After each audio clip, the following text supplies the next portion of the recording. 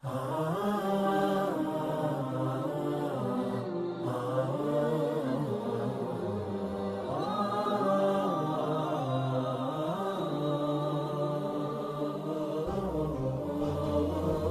اللہ الرحمن الرحیم، الحمدللہ رب العالمین، وصلی اللہ علی سیدنا محمد وآلہ الطاہرین، اللہم صلی علی محمد وآل محمد۔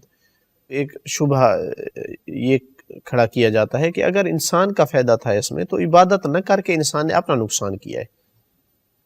جب اللہ تعالیٰ محتاج ہی نہیں ہے تو اس کا نقصان نہیں ہے، تو پھر اس کو عذاب کیوں دیتا ہے؟ اور دوسری بات یہ کہ اتنا بڑی ذات ہو کر کے کہ جو کائنات کا خالق ہے، جو انسانوں کا، چرندوں کا، پرندوں کا، پہاڑوں کا، سمندروں کا، سب کچھ کا خالق ہے، اتنا بڑا ہو کر پھر اتنا چھوٹا کام کیوں کرتا ہے کہ ایک بندے نے اس کی عبادت نہیں کی تو اس کو ہمیشہ کے لیے جہنم میں ڈال دے؟ یہ کیسے ہو سکتا ہے؟ تو اس کا جواب یہ ہے کہ دیکھیں، اللہ تعالیٰ نے جو عذاب دینی ہے وہ اس طرح نہیں ہے جس طرح ہمارے ہاں تھانے کچہری کی سزا ہے کہ کیس ہوگا اور وہ جج فیصلہ کرے گا، بلکہ یہ انسان کے اعمال کا قہری نتیجہ ہوگا جسے تجسم اعمال کہا جاتا ہے۔ آپ نے جس طرح امیر المومنین فرماتے ہیں جو بوئیں گے وہی کاٹیں گے۔ بھائی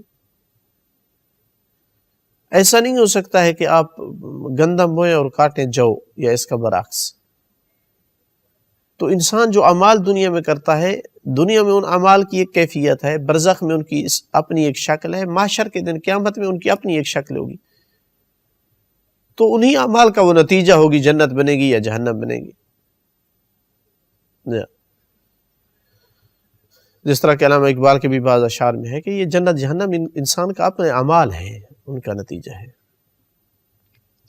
تو لہٰذا یہ اس وجہ سے ہے عذاب کہ آپ نے جو کیا ہے وہی آپ پا رہے ہیں۔ دوسری بات یہ ہے کہ اللہ تعالیٰ جو عذاب دے گا وہ کسی ایسے آدمی کو نہیں ہوگا جو بیچارہ نہیں جان سکا اور اس کو علم نہیں ہو سکا اور یا اتنی عقل اور شعور نہیں رکھتا تھا۔ یہ عذاب قرآن میں آپ اٹھا کر دیکھ لیں، ان کے لیے ہے جن کو، جو مجرم تھے، جو کافر تھے، جو ہٹ دھرم ظالم، انبیاء کو بھیجا معجزے دیکھنے کے باوجود بھی انبیاء کو قتل کر دیا،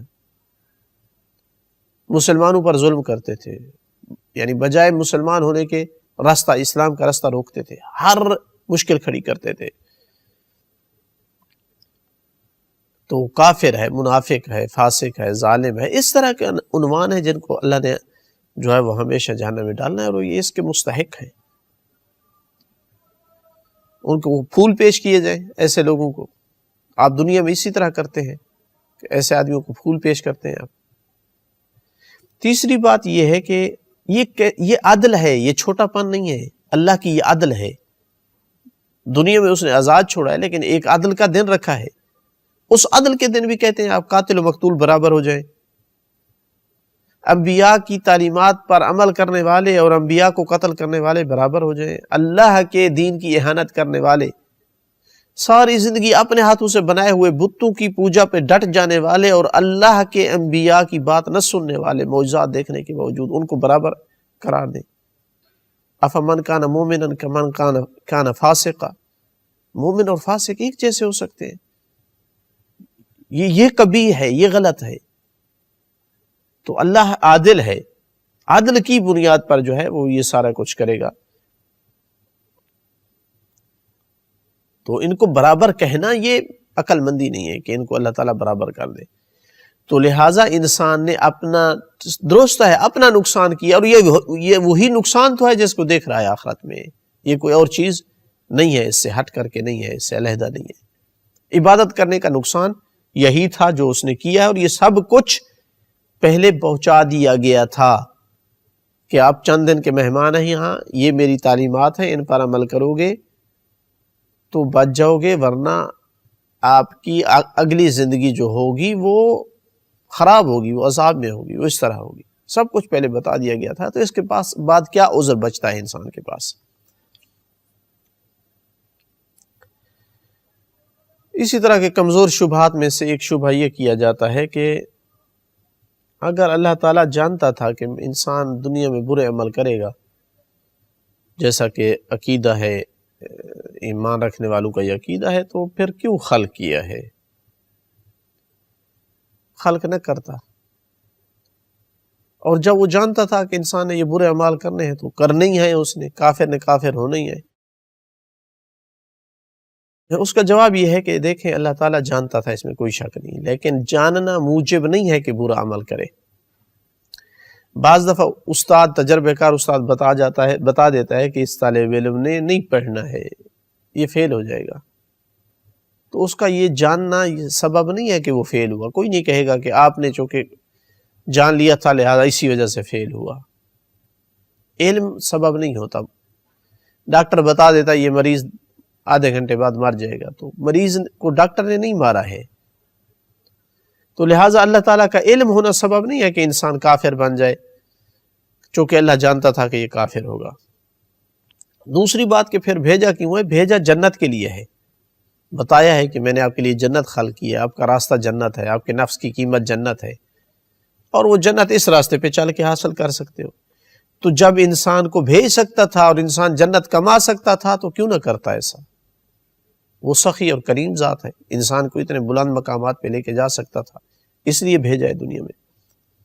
پھر ساتھ بیوارث نہیں چھوڑا ہے، اپنی رحمت اور شفقت کے بادل اس کے اوپر ہمیشہ کے لیے قائم رکھے ہیں۔ کہا ہے تو جتنے گناہ کر لے، جب بھی تو توبہ کرے گا، مجھ سے معافی مانگے گا، میں معاف کر دوں گا، تجھے جنت دے دوں گا۔ اتنا بڑا پیکج۔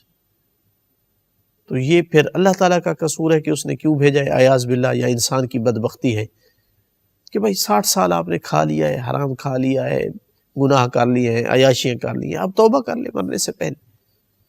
کچھ لوگوں کے مال ہیں تو وہ واپس کر دے، اتنی عیاشی کافی ہے، اب مرنے کے لیے تیار ہے تو، لیکن پھر بھی نہیں کرتا ہے۔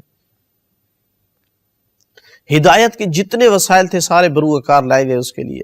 آسمانی کتابیں اللہ نے بھیجی ہیں، انبیاء بھیجے ہیں، عملی نمونے پیش کیے ہیں، جنت کا لالچ دیا ہے، جہنم سے ڈرایا ہے۔ ایسے تو نہیں ہے کہ بس بھیج دیا اور جانتا تھا کہ جہنم جائے گا، نہیں، اس کو جنت کی طرف لانے کے لیے تمام اسباب مہیا کیے۔ پھر اگر نہ جائے تو پھر انسان کا قصور ہے، پھر بھیجنے والے کا قصور نہیں ہے۔